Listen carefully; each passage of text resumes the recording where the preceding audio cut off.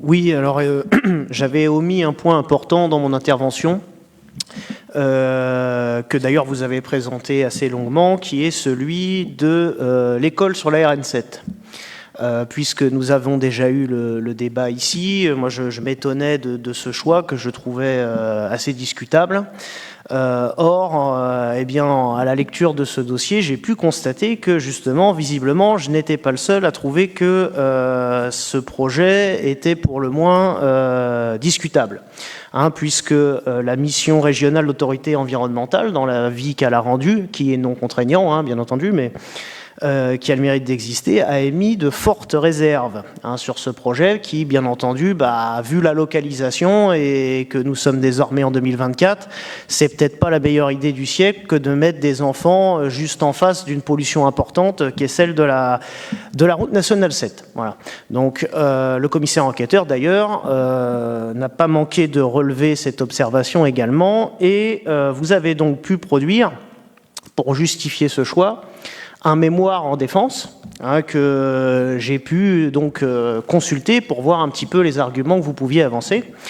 Mais force est de constater qu'il m'a paru assez peu convaincant. Alors je vais vous dire pourquoi.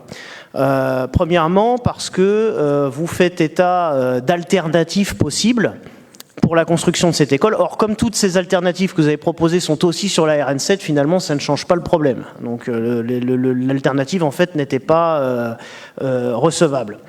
Vous donnez aussi l'exemple, ce qui m'avait été opposé à un conseil municipal précédent, de l'historique, entre guillemets, avec l'existence de l'école Ferry.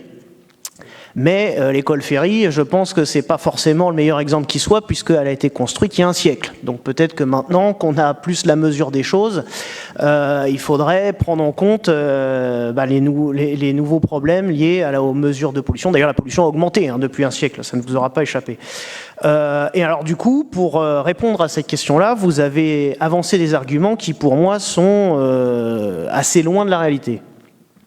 Alors, vous nous expliquez notamment que, avec l'arrivée du tramway T7, pour lequel je crois que tout le monde autour de cette table est favorable, bien entendu, eh bien, ce sera formidable, puisque comme c'est du transport en commun, finalement, il n'y aura plus aucune pollution. Alors, je vous trouve extrêmement optimiste, et à mon avis, alors certes, peut-être que ça va réduire un petit peu le trafic automobile, mais enfin, je pense que le trafic automobile, on est sur la route nationale 7, ça va se poursuivre. Donc, à mon sens, l'argument est quand même mineur. D'autant plus que vous le renforcez en évoquant que de toute manière, le trafic automobile, avec les accords de Paris, les véhicules thermiques, ce sera fini, etc., etc.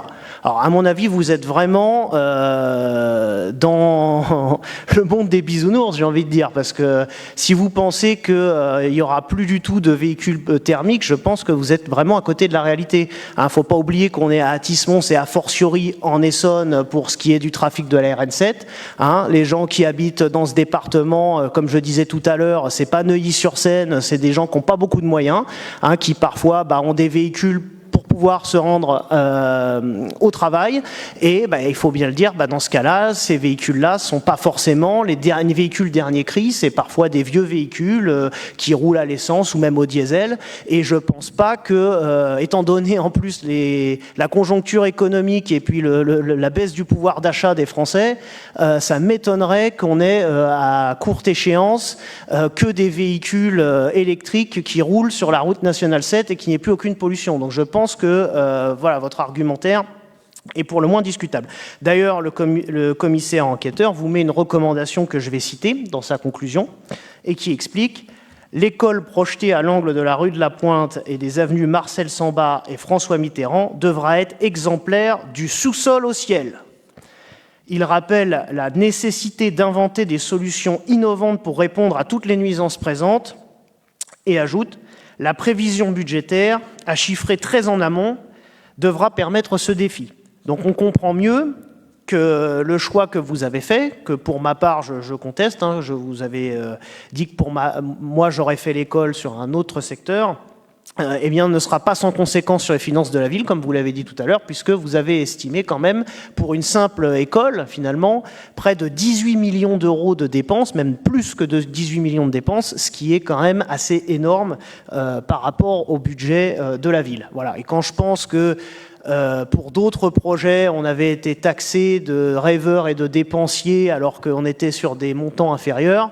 Eh bien là, on voit que, en tout cas, votre acharnement à faire venir ce projet, même si la nécessité d'une école est réelle, je pense que la localisation n'est pas idéale et finalement, surtout pour le prix qui va être nécessaire, puisqu'il va falloir que l'école soit exemplaire afin de pallier à toutes les nuisances qui existent sur ce site.